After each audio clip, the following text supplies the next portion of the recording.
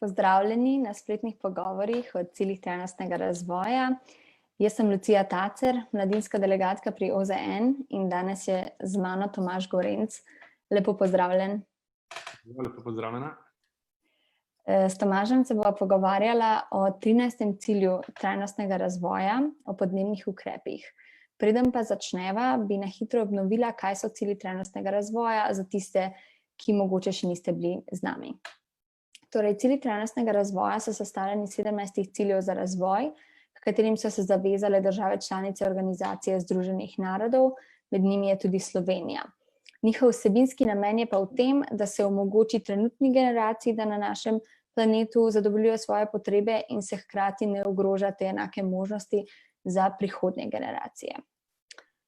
Danes bomo govorila o 13. cilju, drugače bomo pa skozi te pogovore poskušali obdelati vse cilje in tudi preveriti, kako nam gre, ker naj bi se uresničili do leta 2030, kar je samo 10 let. Cilji so pa kar ambiciozni. Najin pogovor bo trajal okoli 45 minut. Če boste imeli kakšno vprašanje ali komentarje, pa lahko napišete pod to objavo. Bom jaz vmes gledala, tako da če boste v živo gledali, lahko v živo vprašate in bova tudi odgovorila. Zdaj včeraj bo nekaj dobrih komentarjev, tako da upam, da se bo to nadaljevalo. Zdaj pa, to je vse za uvod, lahko preideva kar na vsebino. Z mano je Tomaž, ki je direktor Inštituta za mladinsko participacijo, zdravje in trajnostni razvoj, ampak verjamem, da še veliko več kot to, tako da ti bom pustila, da se sam predstaviš malo bolj celovito. Ja, hvala Lucija, hvala tudi za vabilo. Mi je veselje razglabljati, sploh pa debatirati in diskutirati na ta 13. cilj, na splošno cilje trajnostnega razvoja. Mislim, da so zelo pomembni. Ja, kot je bilo omenjeno, sem direktor Inštituta za mladinsko participacijo, zdravje in trajnostni razvoj. Sem konec koncev tudi eden od soustanoviteljev. In kaj je sploh naša organizacija? V bistvu je neke vrste povezovalec 3 sektorjev, tega mladinskega, mogoče zdravstvenega in pa, če hočemo, tega bolj okoljskega, oziroma v širšem kontekstu probamo zavzemati se za trajnostni razvoj, ki pa ni le okolje. Skratka, če izbiramo v metodah našega delovanja, je sigurno, da je to nek podpor nekega odprtega dialoga z različnimi deležniki naše družbe, ki so sigurno relevantni, ko naslavljamo teme, kot so tudi recimo cilji trajnostnega razvoja. Tako da v bistvu ne delamo samo tako imenovano na 13. cilju trajnostnega razvoja, ampak pač na drugih ciljih. Tukaj smo tudi zdravje, pa koncev so tudi cilji na splošno zelo povezani med sabo, kot tudi ta 13. in tem bo tudi mogoče malo kasneje tudi rekla kakšno besedo. Drugače pa v tem sklopu te kratke predstavitve je IMZT relativno mlada organizacija, ustanovljena 2016. V bistvu sama zasnova pa ideja je pa v bistvu starejša in segata nekaj let še bolj v preteklost od same ustanovitve. In v bistvu IMZT je produkt mladih, ki so vsebinsko različni, delujejo na različnih področjih. So pa to v bistvu bili, vključno z mano, aktivni posamezniki, mladi iz mladinskega sektorja v Sloveniji. Tako da tudi naša organizacija je nek produkt nekega, recimo, mladinskega dela, če hočemo, ki se je popolnoma profesionalizirala in tudi v bistvu vsebinsko zelo holistično probamo pristopati k tem določenim temam, katere pač obravnavamo. Tako da v bistvu to. Kot posameznik sem pa po izobrazbi sem geograf in zgodovinar, drugače aktualno tudi doktorski študent, interdisciplinarne teme, bolj okolja, zdravja, ki ima zelo veliko povezavo prav z podnebnimi spremembami, kjer probam nekako raziskovati, razviti konec koncev tudi model součinkovanja vročinskega stresa s ekonomskimi in zdravstvenimi dejavniki. Tako da v bistvu je preplet, kot tudi sami cilji trajnostnega razvoja, med seboj zelo povezani, med sebojno součinkujejo in podobno je tudi z okoljem in zdravjem. In to nas še posebej zanima v našem inštitutu. tako na kratko.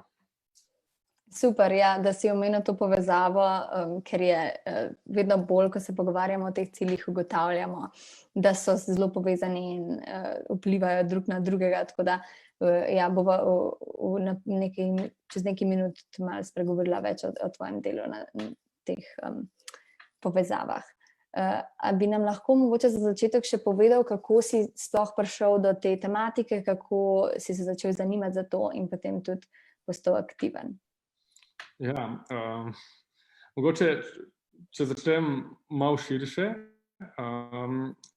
je moja osebna okoljevarstvena zgodba, če hočem, ima malo daljšo brado, bi rekel, in sicer se je videla že v nižjih stopnjah osnovne šole, ko sem delal neko mladinsko raziskovalno nalogo na temo onesnaženosti gozda na Rožniku, na primer, ne.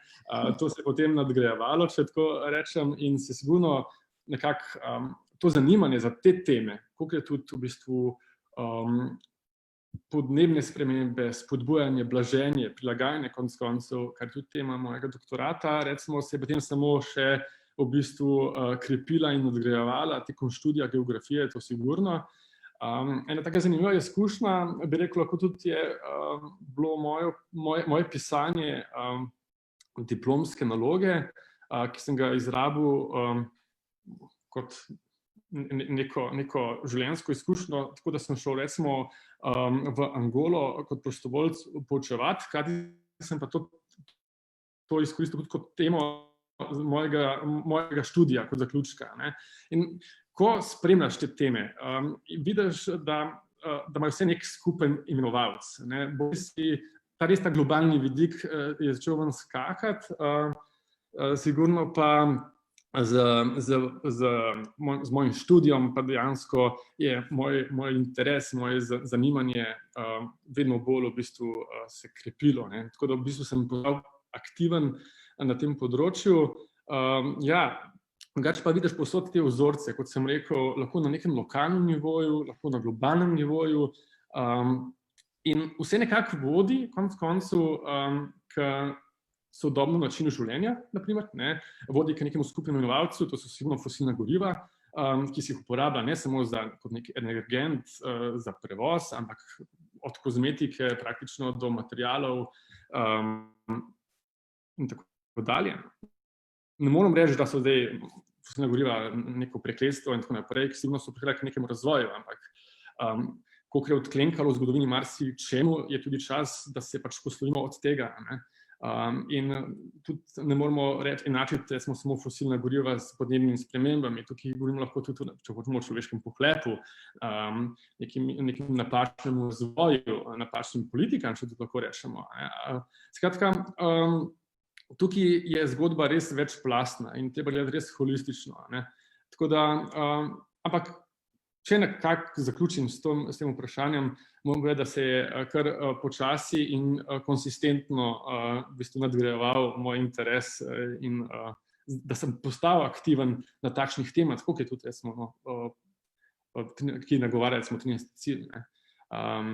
Je pa sigurno jasno, da tukaj mislim, da tudi ta čar teh ciljev trajnostnega razvoja je, ne, da ta povezanost, sicer je nesmiselno, ali pa nemogoče prej kot nesmiselno, nemogoče je govoriti, na primer, o 17. cilju, sodelovanje, partnerstvo, ne, ali pa 13. cilju, kakor so podnebni ukrepi, ne, če ne izpolnimo cilja 1 ali pa 2, ne, skratka, če je nekdo neizobražen, če ne razume, ne ve, ali pa če se bori za revščino, je to lahko nek čist sekundarni ali pa terciarni problem, ki ga niti ne vidi, ga niti ne razume. Skratka, zato je zelo pomembno, da se k sodobnim problemom lotimo res konsistentno, koherentno, pa predvsem celostno, ne. In tukaj je v bistvu, na tak način tudi probam gledati na svet in tako sem tudi v bistvu postal aktiven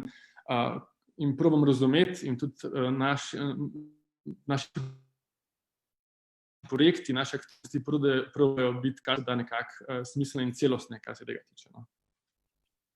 Zelo zanimivo. No, izpostavil si, da imaš tudi izkušnje iz tujine. A bi nam mogoče lahko nekako skozi perspektivo tega cilja, pa kakor si govoril celostno, predstavil mogoče kakšne razlike, katere si opazil, če gledamo na podnebne spremembe, podnebne ukrepe, kako jih razumemo v Sloveniji, pa mogoče kako so jih razumeli tam in kaj se dela na teh področjih? Ja, mislim, če govorimo neposredno o moji študijski izkušnji, ob zaključku študija, lahko rečem, ta komponenta socialno-ekonomskih nekih vidikov je zelo močna. Primer Angole v tem kontekstu z vidika je sigurno država, ki izvozi zelo veliko nafte. Še več, ta energent, nafta v tem kontekstu, je bila ena od tistih naravnih virov, ki so tudi nekako stimulirali dolgotrajno državljansko vojno v tem. Tako da tukaj se ta globalni vidik lahko kar hitro vidi. Medtem ko sami prebivalci recimo bolj malo vejo o tem. Kot rečeno, kot sem prej rekel, če ne naslavljaš nekih ciljev složeno, celostno, ta parcialnost nima nekega učinka.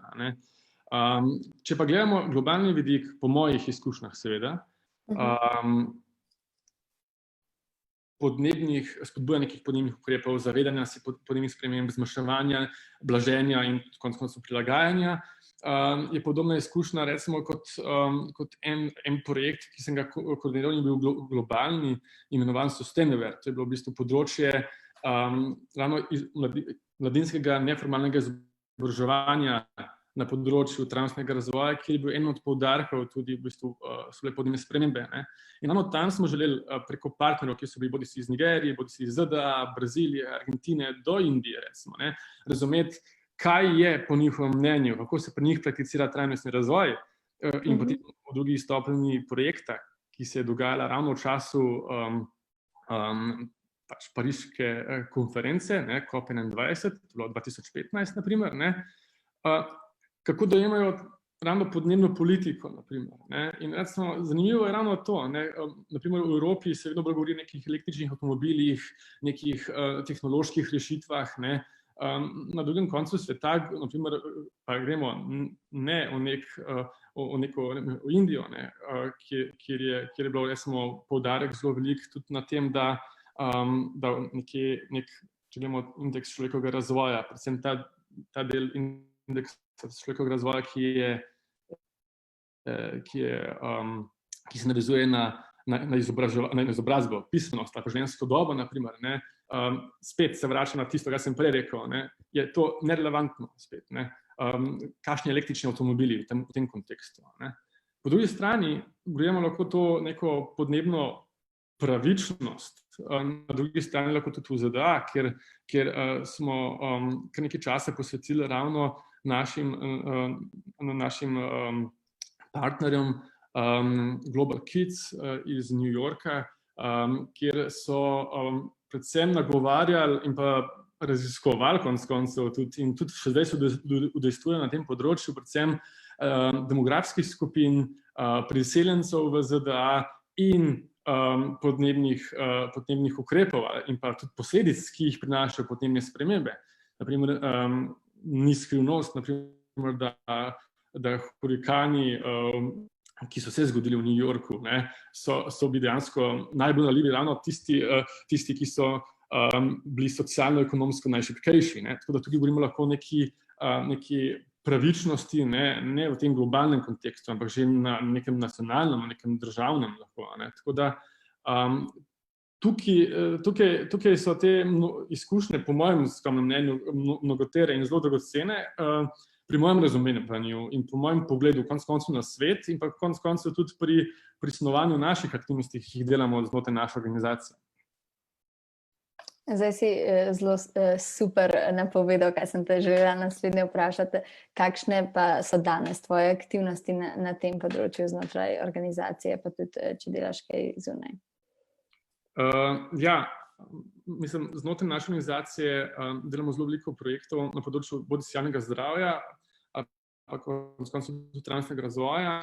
Glede na današnji pogovor bi mogoče izpostavil en najbolj aktualen, konec koncev en najnovejši projekt, imenovan Climaware, kjer je nekako fokus v bistvu ravno ozaveščanje pa izobraževanje področja blaženja podnebnih sprememb preko kazalnika, ki se imenuje ekološki odtis.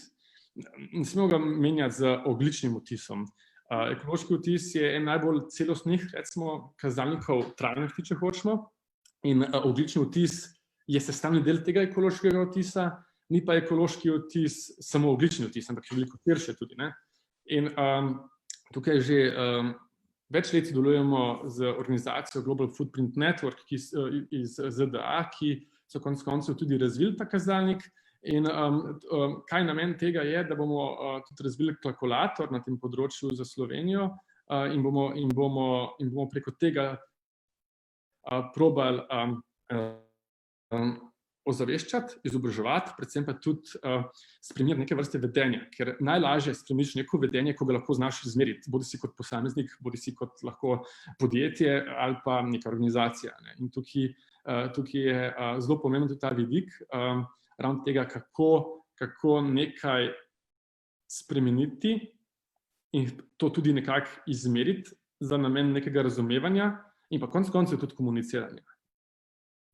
Tako da ta vidik je mogoče to en ta projekt, ki se ga pri nas zelo veselimo na tem področju, ker konec koncev, ne, če dodam primer neke aktualnosti k temu kazalniku ali k temu projektu, na primer, ne, eno leto, ne, naravni viri na planetu se pač obnavljajo in ko porabimo zaloge naših danosti, če tako rečemo, ne, živimo na račun nekega ekološkega dolga. In človek bi rekel, dobro, v enem letu bomo porabili te danosti, te vire, ampak v današnji družbi, v našem življenju temu ni tako, ne. Vsaka država vsako leto do 2020 je vsako leto prej porabila te vire in praznovala ta neslavni dan ekološkega dolga. In recimo leto 2020 je fenomen v tem kontekstu in fenomen je ravno v kontekstu covida. In tukaj ravno smo se z našimi partnerji pogovarjali in tudi snujemo naslednje aktivnosti, ne. Letos se bo ta globalni dan tega ekološkega dolga premaknil za 3 tedne nazaj, v drugo smer, v enem letu. Tukaj vidimo dejansko, kakšen je vpliv človeka na naš ekosistem. In to so v bistvu pomembne informacije, pomembni kazalniki, ker tukaj ni več nekega skrivanja oziroma češ, to se dogaja samo po sebi, to je nek naraven proces. Sigurno je naraven proces, je dokazano, da je naraven proces do neke mere, ampak je pa tudi znanstveno potrjeno in dokazano, da človek je poglaviten dejavnik v tem kontekstu in vedno več študij, vedno več kazalnikov, vedno več informacij imamo na tem področju, ne. Tako da tukaj daje tudi določene odgovore lahko politični javnosti, lahko družbi kot taki ali pa podjetjem. Ja, hvala, da si izpostavil to, kako se je premaknil dan, ker se mi zdi, kot si prej rekel, ker res vidimo nekaj malo bolj v številkah, si veliko lažje predstavljamo, kakšen vpliv dejansko imamo. Ta ekološki odtis, ki si omenil, to bo vsaka oseba si lahko preko spleta, sklepam, zračunala zase? Tako. Drži. Vsak posameznik si bo lahko izračunal svoj ekološki odtis na tem področju in bo zdaj, to lahko zdaj pavšalno povem, ne, ampak poanta je, da bo, ko boš dobil svoj rezultat, boš lahko tudi dobil neke predloge, kaj lahko narediti na tem področju. Aha, super. Kaj pa to si tudi omenil glede povezovanja z zdravjem? Sem videla, da imate kar nekaj projektov, a bi nam lahko razložil, zakaj je ta povezava pomembna med zdravjem in varstvom okolja? Ja, ta povezava je v naši organizaciji prišla kar nekako organsko, ker v naši organizaciji, kot tudi zunanji sodelavci, na primer, ki jih imamo kar nekaj, prihajajo tudi iz zdravstvenega sektorja. In ta povezava je nekako organsko rastla in bolj, ko vidimo, ne, okolje je pomembna determinanta zdravja in jo je potrebno naslavljati. Zelo velikokrat se lahko samo čisto primere podnebje, podnebne spremembe, govorimo, koliko bo nekaj stalo, če bomo nek ukrep spremenili. Redkokrat se pa vprašamo, kako se bo pa nekaj poznalo na zdravju, če pa tega ukrepa ne bomo sprejeli. In tukaj zdravje kot neka pomembna vrednota lahko, je lahko pomemben tudi nek pokazatelj kvalitete življenja v neki državi, v neki družbi. Vse imamo več kazalnikov teh. Pač na splošno lahko gledamo kot BDP, ampak BDP ne pove vsega. Tudi indeks človekovega razvoja, naprimer, nam pove marsikaj, ampak konec koncev, zdravje je pomembna determinanta zdravja. Mislim, okolje je pomembna determinanta zdravja. In če damo nek čist banalen primer, da ne bo enako, kot sem prej rekel, pri hurikanih, naprimer, nekdo, ki živi v gospodinjstvu, ki je energetsko revno, naprimer, in poleti ima slabo izolacijo in poleti nima niti klime, skratka, ta klima spet lahko povzroča višje račune elektrike, po drugi strani spet prispeva k spodbujanju podnebnih sprememb na drugi strani, ampak konec koncev, ta oseba živi v veliko slabših pogojih, naprimer, in se to pozna na zdravju. Skratka, vročinski stres se pozna na zdravju v tem kontekstu. Ali pa, na primer, kakovost zraka ponovno, ko govorimo, ali bomo spodbujali osebni promet in kakšno infrastrukturo bomo gradili v tem kontekstu, naprimer, ali bomo širili ceste in bomo še gradili za namen osebnega prevoza, se to lahko pozna nekje. In to se lahko pozna sigurno pri onesnaženosti zraka. Slovenija je razgibana, geografsko gledano razgibana država, s specifičnimi tudi, predvsem v hladni polovici leta se vidi ta konvekcija in se to pozna nekje še bolj, kar se tiče onesnaženosti. In zdaj, če bomo mi to podpirali take ukrepe, se to ponovno pozna na zdravju ljudi.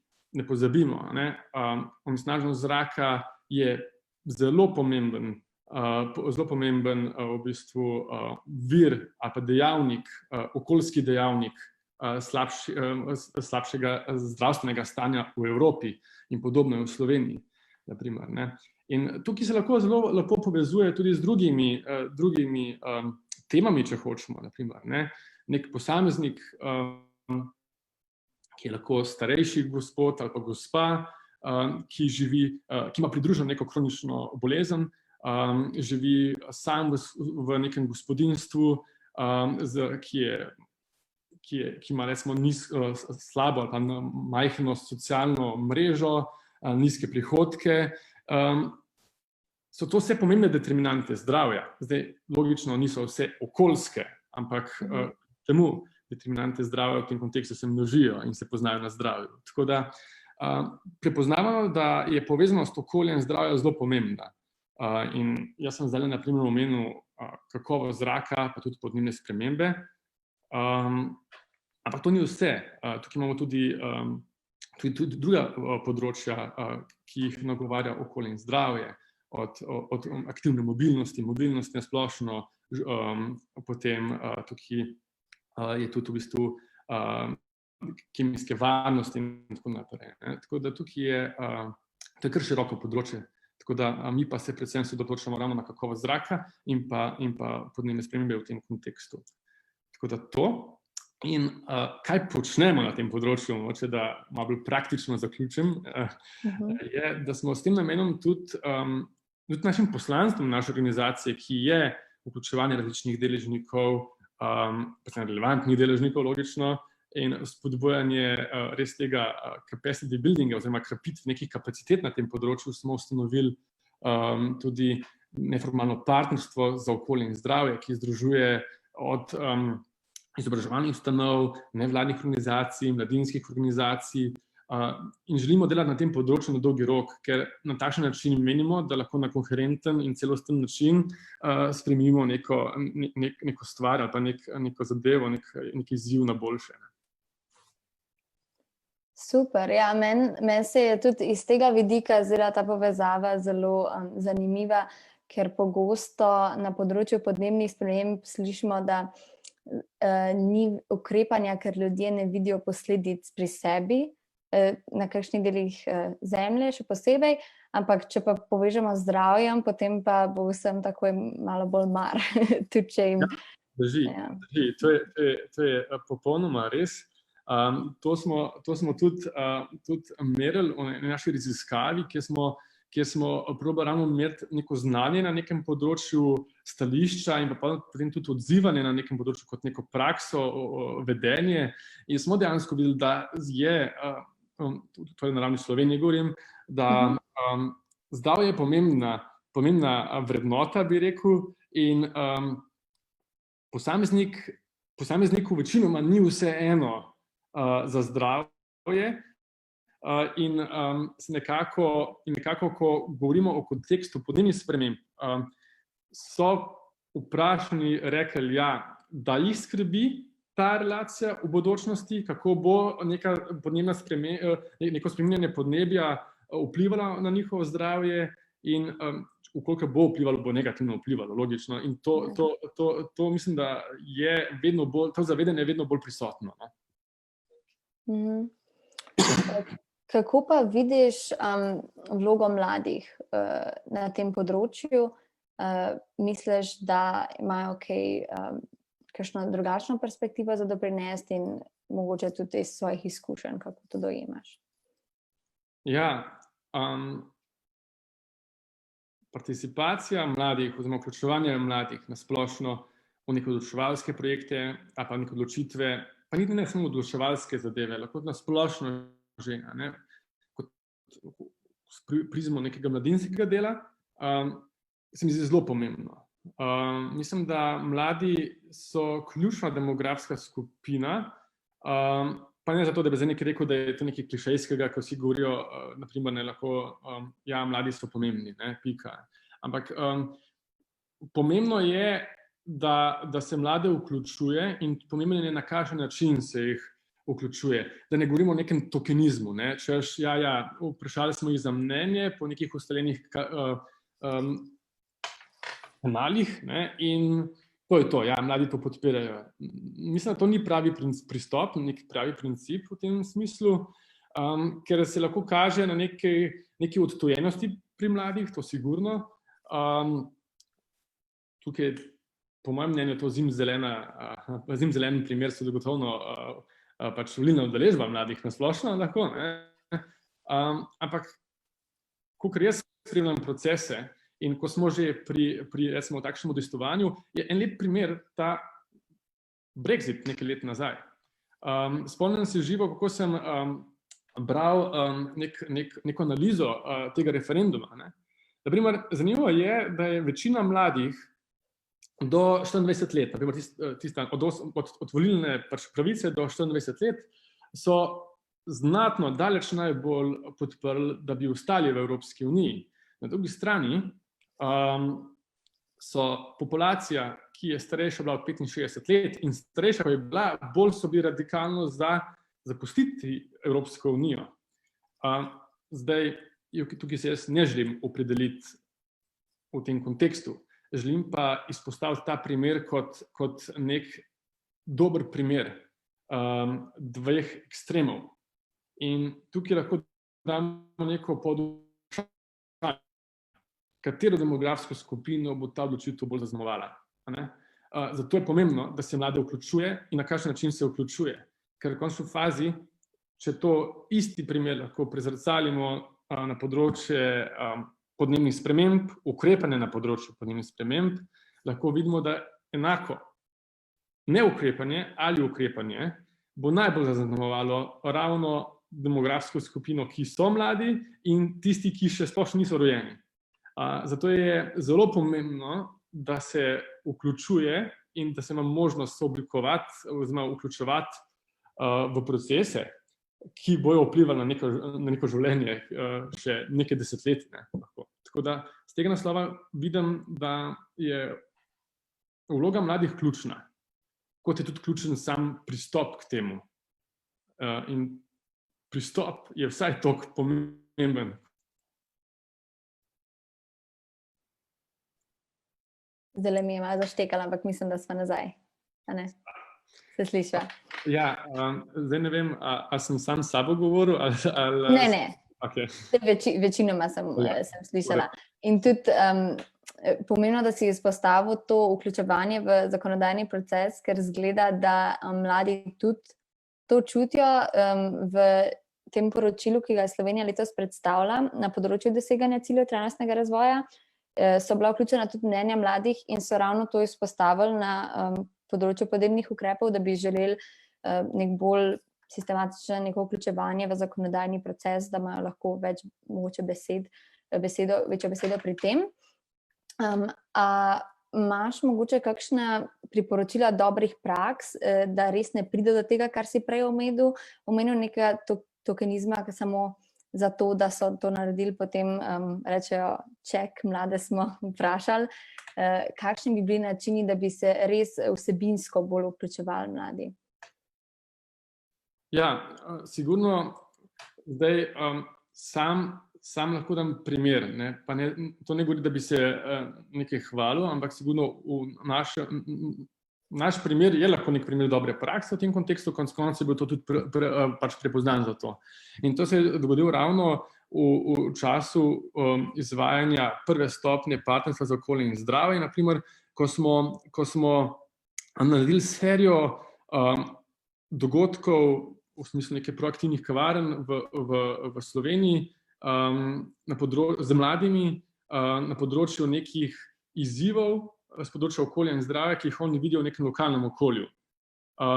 In tukaj smo vzeli nek sistem, ki ni samo, zdaj bom pa jaz kritiziral cel dogodek, ampak v smeri nekega, v redu, ti prepoznaš to kot neko težavo, v redu, kaj pa predlagaš, ne? In tukaj ste hitro ideje in neko razvijanje nekih odzivov na to se je kar hitro pokazalo.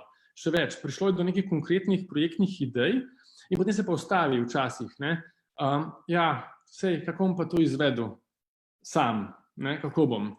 No, pomembno je tudi ta del, potem nek mentorstvo, neko nadgradnja tega dogodka, recimo, ko smo ga imeli, ne? Nek mentorski proces, ki se je zgodil, da smo v bistvu mlade na lokalne ravni na tem področju podprli tako finančno do neke mere, do mentorstva hkrati, ne? Ker logično, da mlada oseba ne more vsega vedeti, ne more vsega znati.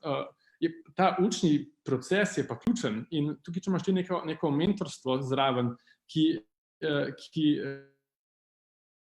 ga mlada oseba, pa mlada skupina mladih ima, je super, ker praktično pripeljajo neko projektno idejo od identifikacije problema do predlaganja neke potencialne rešitve, ki pijejo vodo v lokalnem okolju, ker oni to najbolj poznajo, ker so iz lokalnega okolja, logično, do tega, da imajo možnost sami tega implementirati.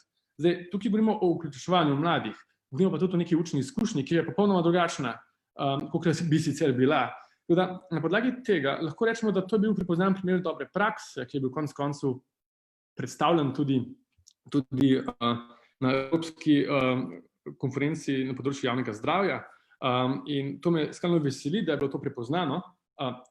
Sem prepričan, da to ni edini primer dobre prakse, sigurno so.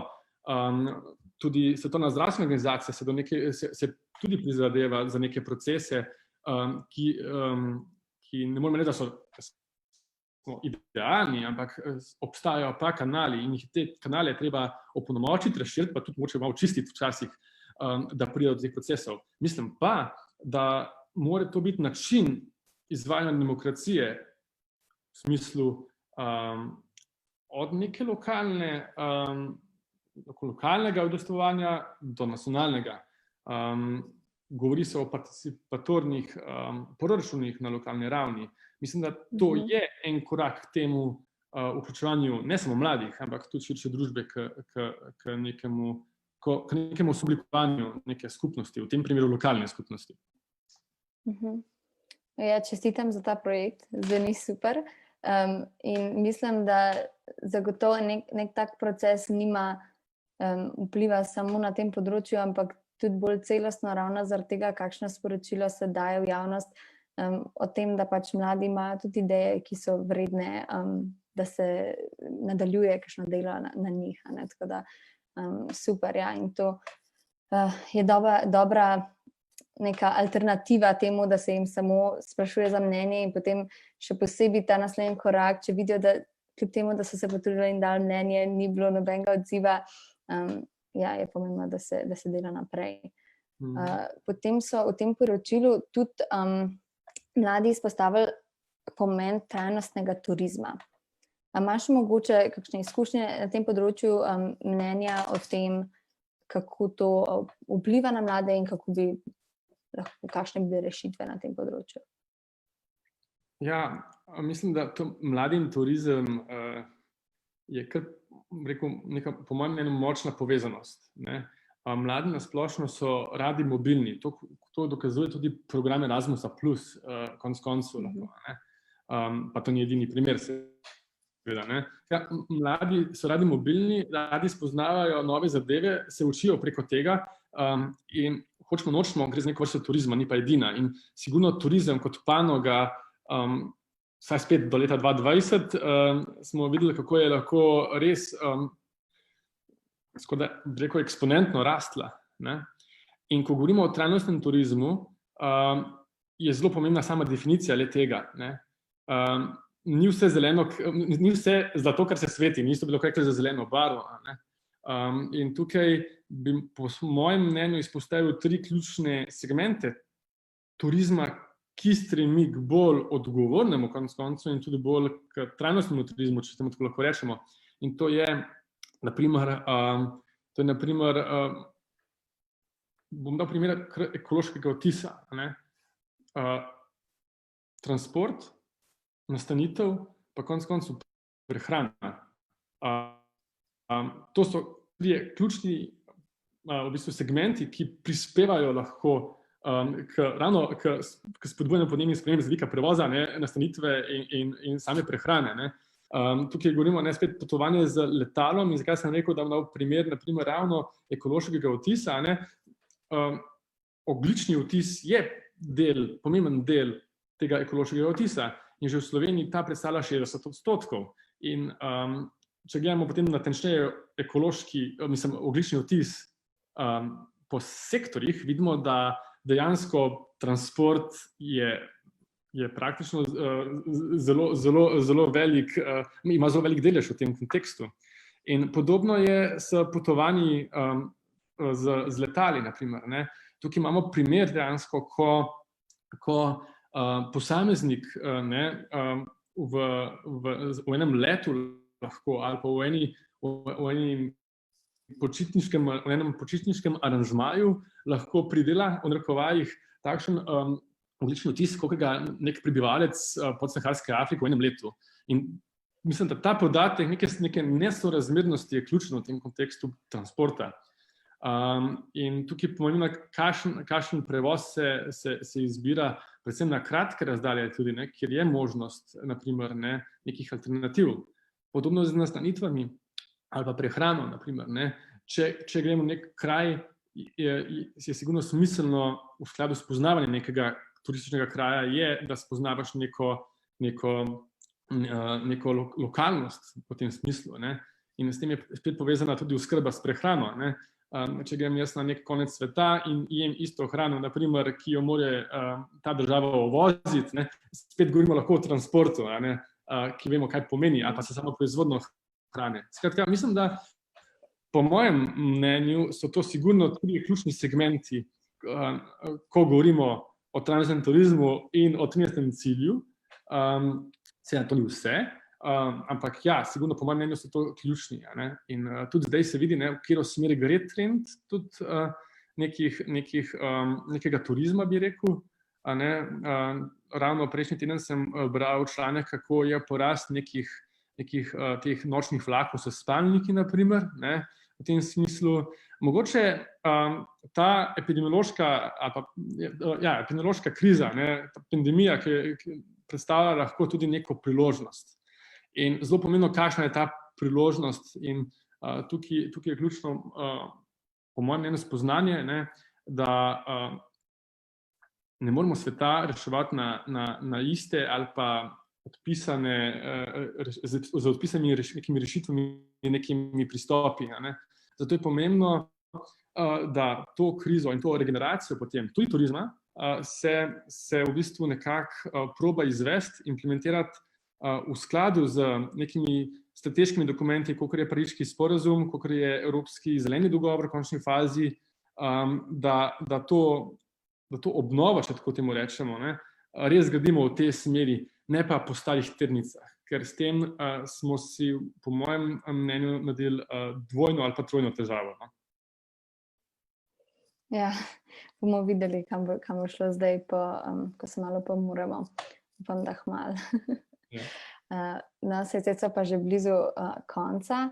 Za zaključek bi te še vprašala, če imaš kakšne nasvete ali pa priporočila za mlade, ki so mogoče danes poslušali to ali pa bodo v prihodnosti in jih zanima postati aktivni, hočejo postati aktivni na teh področjih. Kje naj začnejo, kaj misliš, da bi bili najboljši prvi koraki? Po mojem skromnem mnenju bi rekel, da nek splošen komentar rekel, neko kritično razmišljanje v času inflacije nekih lažnih ali pa zavajajočih novic se mi zdi v tem kontekstu zelo pomembno. Ker na podlagi tega si oblikujemo neko mnenje, si oblikujemo tudi neke, recimo nekako rangiramo neke problematike. Ne? Drugače pa v bistvu ključna se mi zdi tudi deaktivacija, nekako rekel, vstati s kavča. To pomeni v nekem dometu, ki ga nek posameznik ali pa neka mlada oseba lahko ima. Ne? To lahko lokalno okolje lahko popolnoma dovolj. Ne? Skratka, ta domet. Ne? Sigurno se včasih zdi, ja, sam kot posameznik težko nekaj narediš. Ne? Ampak če pa si posameznik, ki si v neki skupini, kjer si izmenjuje neke ideje, ki se začne neko kolesje obračati, v smislu ta walk the talk v končni fazi tudi, ne, rasteš lahko osebnostno in si tudi bolj učinkovit pri doseganju nekega svojega lahko osebnega poslanstva ali pa zagovarjanju nekih svojih vrednot na tem področju. In na takšen način v končni fazi je tudi nastala naša organizacija. Tako da v bistvu mislim, da to je ključno, oziroma to je moje spoznanje na podlagi tega, kaj sem doživel recimo v zadnjih letih in kako lahko danes tukaj v končni fazi govorim na področju 13. cilja ali pa kako lahko predstavim konec koncev tudi svojo organizacijo na ta način. Ja, super. Vidim, da kritično razmišljanje je neka rdeča nit, ki jo veliko mladih, s katerimi govorim prek teh pogovorov, izpostavlja, ker je nek predpogoj, da lahko postaneš res aktiven na tistem področju, ki se ti zdi pomembno.